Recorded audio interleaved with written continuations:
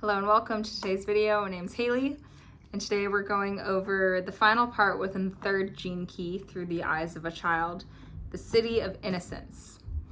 And the reason that this video is actually a day or two late is because I've been spending the past, I don't even know, time kind of eluded me, the past time with a little kid. So very fitting to go over this Siddhi state of innocence, because I have quite literally been living my life through the eyes of a child. And this chapter is titled All Play and No Work. So that's all I was doing.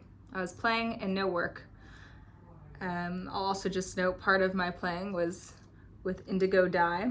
I made some beautiful sarongs with all these patterns, and I can't seem to get this off, so excuse my hands. All play, no work for me the past 2 days.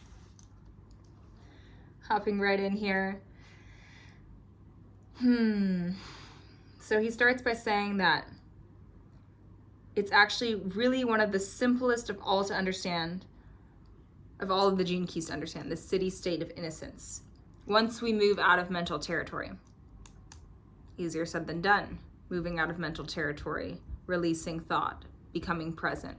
But once we do inhabit this state of awareness, of full presence, this Siddhi of innocence is very simple, happens easily, effortlessly, and you become all play and no work. Living your life through the eyes of a child, complete presence, awe, and wonder, no work, no to-do list, no limits, no structure, no force. I like this sentence. He says, at the absolute zenith, at the highest peak, at the maximum point, the frequency of the third Siddhi is all about innocence. Okay, so innocence. Innocence to me means completely pure. Innocence means wide-eyed, starry-eyed. Everything's new and sparkly. Innocence is pure love. This Siddhi reminds us that all of life, including humans, is innocent. Our most common misconceptions as human beings is that we are not a part of life, right? How often do we think it's nature and us? Or I've also heard people talk about how humans are the parasites of Earth. And okay, yes, we have definitely been wreaking havoc. Nonetheless, we are still a part of nature. We are still a part of life. And it's only because of this misperception of reality, this kind of fragmentation, that we falsely believe we're not a part of life, that we also subconsciously think that we are not innocent, that we are not pure love. And this also made me kind of contemplate about, there's this argument that gets brought up in the science classroom. Are we born of a good nature or of a bad nature? And I've always had the intuition that all humans deep down in their soul are very good. I know other people disagree. And according to Richard Rudd, this is true. Because we are a part of life, because human beings are a part of nature, and all of nature, all of life is innocent, is pure love, that means we humans are pure love as well. So, yes, I believe that. I believe that we're all pure love, and there's just maybe layers or veils on top of that purity that taint us and cause us to act in ways that are not in alignment with pure love.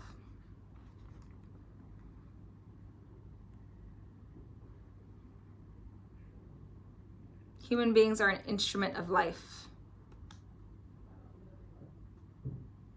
True? That's all I have to say about that. Just read it.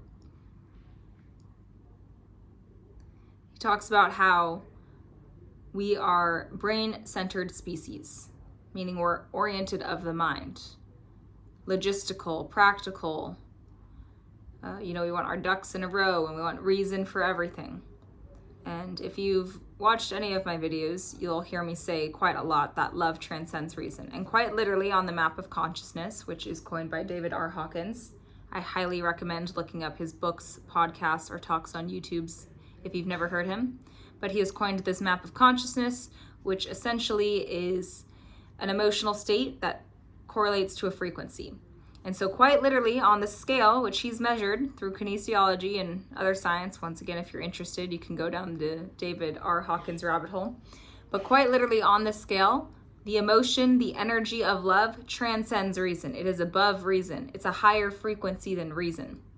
And so I like to reference that chart a lot of the time, because even in this simple sentence where Richard Rudd reminds us that we as humans are brain-centered species, it instantly makes me remember that logistics and reason and this brain-centered kind of demeanor is less intelligent, a lower frequency than love. And going back to the statement before that, all of life, including humans, is innocent, is pure love. So if we're pure love, but we're operating from the mind, we're operating from reason, of course there's going to be a bit of dissonance.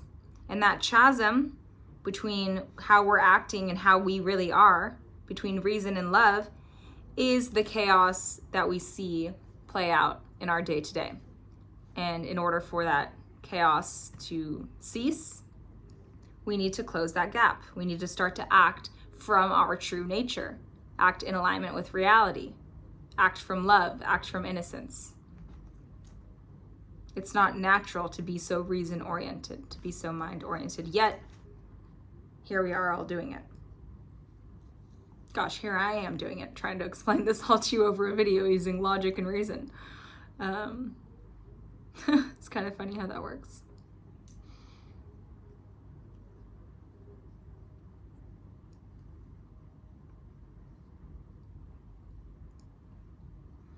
So this next portion, reading this made me laugh because I definitely struggle with this.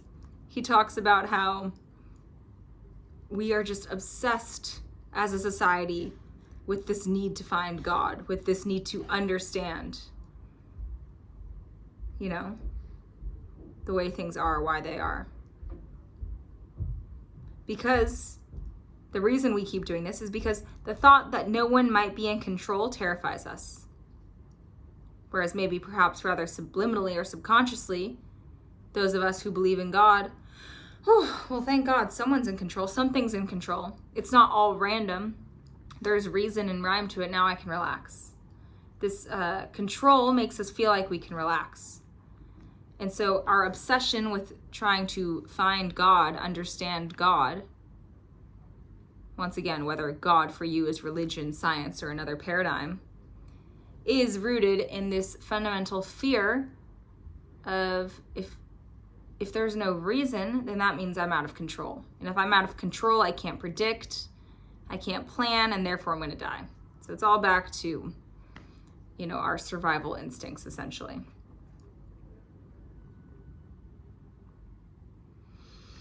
Fundamentally, we don't trust life. And what came first, the chicken or the egg? Do we not trust life because we're not operating from our true nature of love, and instead we're choosing to opt out for reason? Or vice versa? Is it because we operate from reason that we don't trust life? Because to trust life, we would need to be in accord with our true nature of love. Doesn't really matter which is which. The point being one leads to the other, and they cascade us downward. So inversely of all this, in order to trust life, basically, what I've concluded from reading this, in order to trust life, in order to stop being obsessed with this search for God through religion, science, or another paradigm, we need to come into attunement with reality, which is innocence, which is pure love, which is stopping using this and starting to use this. Starting to feel our way through situations, people, places, things, how they make me feel, rather than opening my eyes, counting, analyzing, structuring, controlling. Something to contemplate here. Where in my life do I find myself over-analyzing? And if you've watched any of these videos, I've probably asked something along the lines of this 400 times already. Because even in reading this chapter, I realized this is kind of the root of all the issues, the logistics, the overanalysis. So you can never sit with this long enough, essentially, is what I've concluded. There's always more to feel into rather than think about. And ironically enough, brainstorming what it is that you need to feel into can help you take that next step, I have found. But it's a fine line also, right? You don't want to overanalyze overanalyzing. Something I've definitely, and maybe still do a lot. Okay, and then basically he says a lot, and I just skipped to the end of this paragraph and I've highlighted the words just play. Because really, I could sit here all day and talk about, oh, don't do this, do that, whatever. Richard Rudd says this, and then don't do this. At the end of the day, Through the Eyes of a Child is all about just playing. Because what do you do when you play? You're just there. Earlier I'm making the pretend house and, oh, we need spaghetti because it's almost lunchtime. We cut the vines, we fake cook spaghetti, we fake eat spaghetti.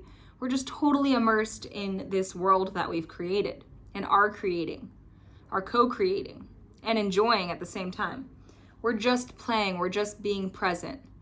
We're just falling into attunement with our natural reality of innocence and love.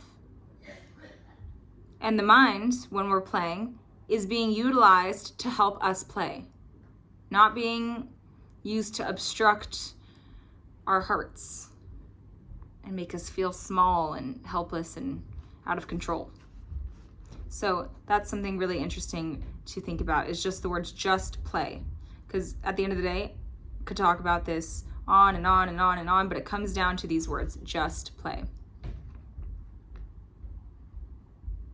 Quick little contemplation. What are your favorite ways to play?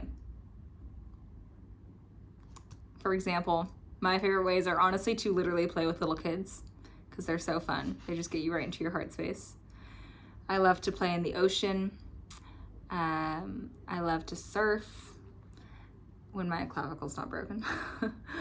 I love to skateboard with my little brother when I'm home. I love to play on the guitar even when I don't sound that great. I love to doodle. And a lot of these ways I'm playing in, I'm not even skilled at, I'm not a very good surfer. I don't draw that well. Hell, I don't even play guitar that well. Nonetheless, it's all still fun and brings me to that place of presence. And I think this is one thing that I've realized is playing is not about a certain outcome. It's about how it makes you feel as you're doing it and how it leaves you feeling. You've just played if you feel super energized and heart opened and silly and fun and satisfied.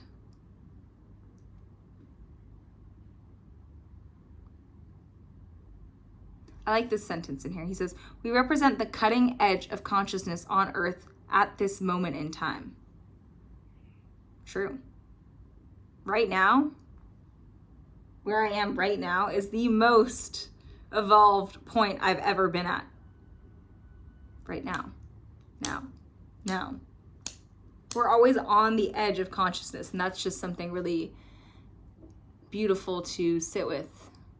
So I thought I'd read that sentence for you guys. We represent the cutting edge of consciousness on earth at this moment in time.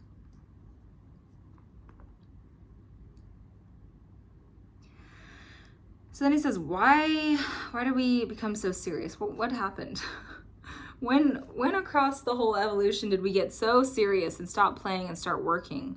Stop living life through the eyes of a child and start living through the shades of an adult, through the dark sunnies, analogy I've used in past videos if you've watched those. When did that happen?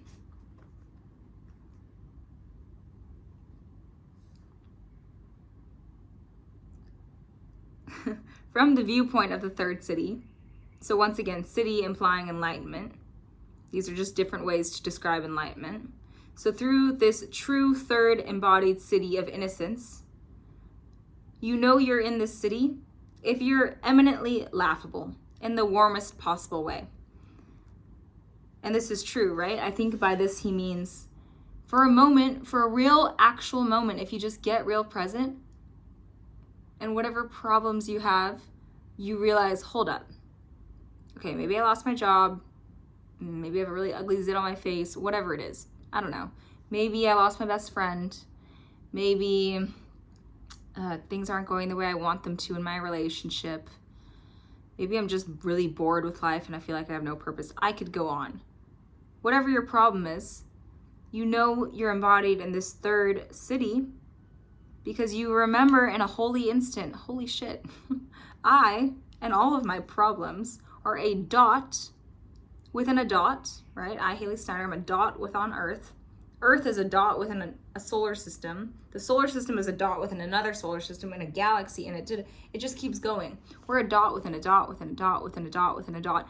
And the sheer just kind of ridiculousness of that, all of these dots, and I'm concerned about this dot on my face, or I'm concerned about losing my job, or I'm concerned about whatever, should make you laugh. And again, it's not very funny. Your problems are not very funny if you're not embodied in this gift of innocence, or in this city of innocence. You know you're in this city of innocence if you genuinely find it like hilarious, just like eminently laughing in the warmest possible way, in like a sweet way, and like aw, I'm worried about all this stuff, but like here I am, a dot within a dot within a dot.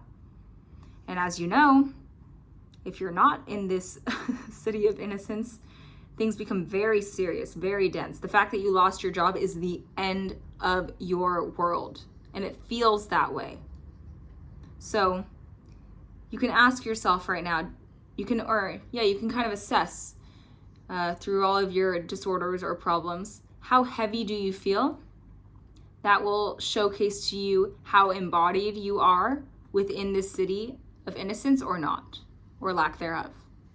The denser you feel, the less embodied you are within the city.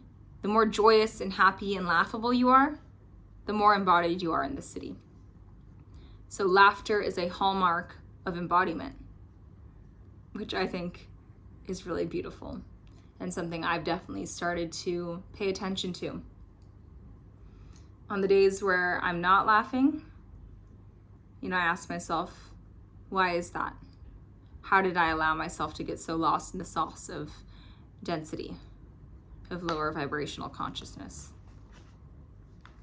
Laughter is a hallmark of embodiment.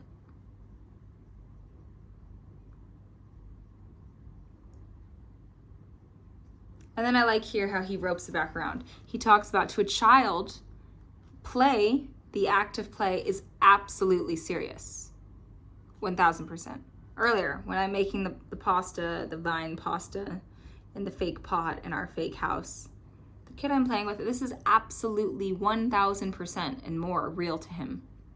It's absolutely serious. No, we need to make this pasta because it's lunchtime and we have to eat it,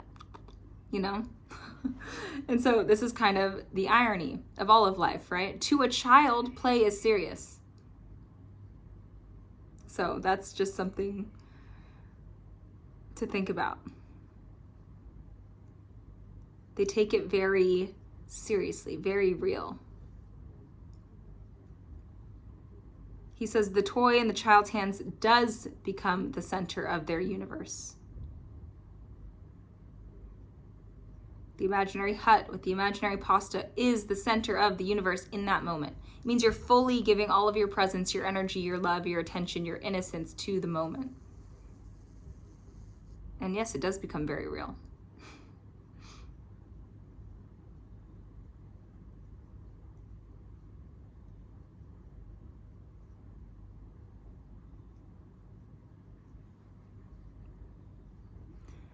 But one thing is certain. Consciousness will never grow up. It will keep on exploring, playing, and experimenting forever because its nature is innocence. Life is innocent. We are life. Therefore, we are innocent. So he brings it back here to what I was talking about earlier. All of life is innocent. Innocence equivalent to pure love. We humans are a part of life. Therefore, we humans are pure love. We are innocent.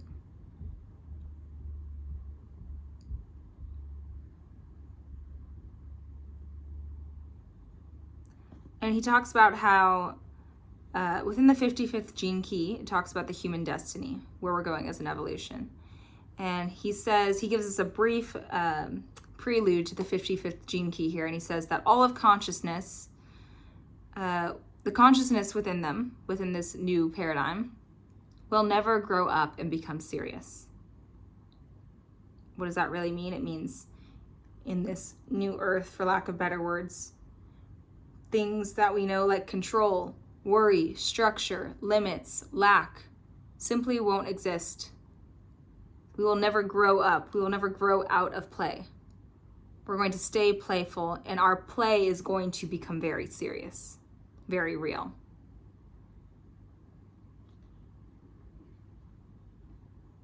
It's an entirely new and different way from our current brain-centered awareness. Because once again, when you're truly, truly playing, you are only utilizing the mind in order to open the heart more, right? When we're playing in the toy hut, we're fully present from the heart space, fully aware. Oh, but it's lunchtime. What should we make? Now the brain comes online, looks around and sees, oh, we can use those vines to make pasta. Back to the heart space. Now we're experiencing cooking the fake vines as pasta to eat them for lunch. So the brain starts to serve the heart in this new earth paradigm. Play becomes very serious and very real. Play is our only concern.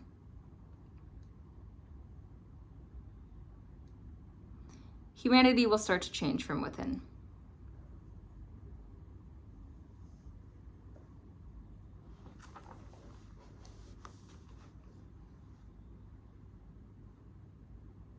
Okay, here's something interesting. In the process of mutation, in the process of stepping into this 55th gene key, this new destiny, mutations will occur, right? Because we're going to stop operating only from here, from this mind-oriented, logical place, and start to step into our true nature of innocence, of pure love, of pure play. This mutation, this adaptation, as it starts to occur, will activate new life codes. And anything that does not mutate will simply die off. This means anyone, anything, any place, any activity that is operating from a lower frequency of reason or underneath will start to, as evolution does, die off. Anything that's not heart-based consciousness, the mind only coming online once again to serve the heart, will inevitably fall away. It's an organic process. This is just what evolution is. Things have to die off for new things to come into fruition. And the only reason, perhaps the only reason that we fear this new paradigm coming online is because we do not, once again, trust our own innocence. Another way to say that, we're not operating currently from this heart space, from love. We're operating from the mind, from reason. And he notes here that evolution only knows progress. So this is inevitable, this heart-centered consciousness, this fourth density consciousness. Because evolution, humanity only knows how to progress.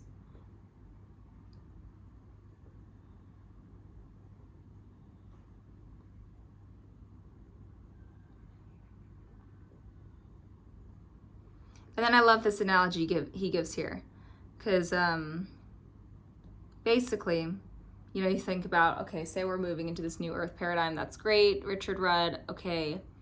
Essentially, we have to start to give up the lower parts of ourselves, operating from the fragmented parts of our ego, and come into a more holistic nature. And the example he gives here is the human body. He says, our body evolved from a single-celled amoebus, which I totally butchered that word. Amoebus, I'm not gonna even try. Responding to their environment. And not a single cell within our body can afford to be selfish or we would die, right? Think about the body. There's a bunch of individual cells, but they all need to work together in harmony in order for this vessel to operate in a healthy way. The moment they start to attack each other, guess what that's called? Cancer. Illness creates death. And just in this analogy, you can think of us, each human, as a single cell. We need to start to work together, or we're going to continue to create this cancer that you see in the wars, the politics, the famine, just the atrocious tragedies that are currently happening. And all of this is byproduct of the fact that we as single cells, as individual human units, are not currently working together. And as we start to evolve into this new love and light paradigm, where again, each single cell begins to work together, just like the human body, as we start to complement each other, we'll create a healthier vessel and be able to create more, love more, be present in health more.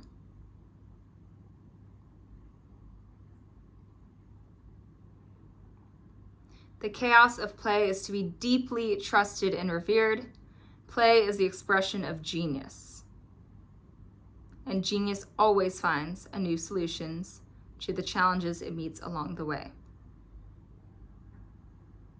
Play is the expression of genius. Earlier, our biggest issue was we didn't know what to eat for lunch in our fake house. We saw the vines. We can use the vines to put them in there and make genius always finds a new solution to challenges it meets along the way, because it's using the brain to serve the heart. Because as it's in attunement with innocence, it's utilizing the lower frequency of reason. Everything's working together.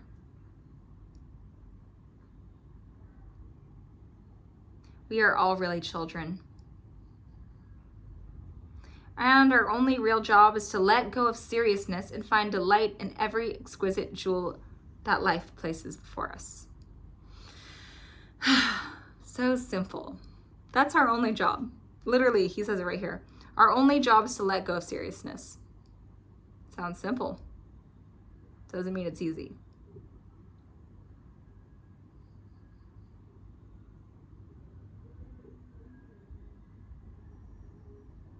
The certainty of order within the universe is a feeling. It's a feeling. Certainty is a feeling, meaning it cannot be reasoned. Once again, love transcends reason. It's a feeling.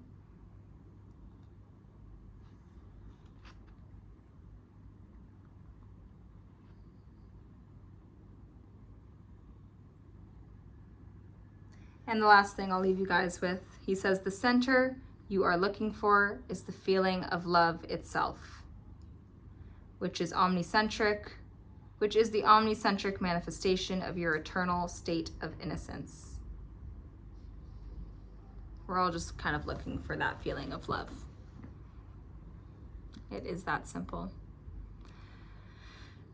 So that was wrapping up the third gene key through the eyes of a child. Super fun. I think my main takeaway from that entire gene key is laughter is a hallmark of embodiment. Embodiment of our true nature of pure innocence and love. So yeah, I invite you to go laugh today. Find something to giggle at or giggle with. And yeah, I'll see you guys on our next video getting into the fourth gene key. Hey guys, thanks again for tuning in with me for this Gene Keys episode. I also just wanted to come on here and start promoting my one-to-one coaching that I offer to women and girls ages 16 to 35. If you've followed me on Instagram for a while, you might be a little bit familiar with my story. I was a model in New York City for 5 years, and in that time frame, I did quite some damage. I developed a really severe eating disorder, body dysmorphia, chronic anxiety. Oh my gosh, I couldn't even go out to dinner without thinking about how much calories, how much I'd have to overwork out in order to compensate for what I was eating. All of those issues led to quite a depression and turned into PCOS, and I also lost my menstrual cycle for over 5 years. All of this amalgamation of issues led me to soon realize that something needed to change. I went through much work. Many people helped me to get to where I am now. And I'm so thrilled to say I'm living such a more abundant life, and I don't feel zapped and drained and fear of judgment anymore like I used to. I would love to offer what I've learned through my own embodied experience, the meditative techniques that have gravitated toward me, and the own verified games that I've made up and curated to help you walk home to more of you and who you really are, so that all of these things can stop draining your energy. You know, all the constant comparison to others and to people on Instagram, all the over-analysis about working out and what you're eating or what you look like. All of these things are not what life's about, as cheesy as it sounds. And I would love to help you come into more unity with you if you struggle with any of these things and you're a woman or girl between the ages of 16 and 35. So feel free to reach out to me if one-on-one coaching sounds resonant. You can feel free to DM me through Instagram or contact me via email, both of which will be left below in the description box. So much love and aloha to you guys, and I'll see you all in the next video.